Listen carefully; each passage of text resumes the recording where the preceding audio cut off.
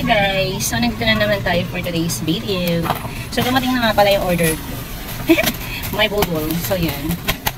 So dumating na siya yung order namin. So nabuksan ko na rin siya guys. So ayan. So binupit ko na sa kanina. So tingnan natin. So yung order ko. Ano po? Natin for the second time. So dumating na yung order namin from Lazada. So this is it pansit. So binuksan ko na siya. So ayan. Golden. So dahil nabasag-basag yung thermos namin, so bumili na tayo. So color green, color of the money. May green ba yun?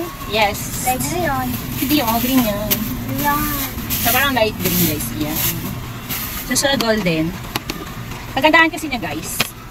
Yung ganito niya yung tip. O diba, pag nagsasaling ka na sa baso, hindi ganyan na lang. Ito mismo yung tip, hindi na siya tatapon na paligid, paikot, ganun. Sabi nila para malaman kung itatapat mo siya sa tenga. Alam mo yung ugong ng shell, parang ganun.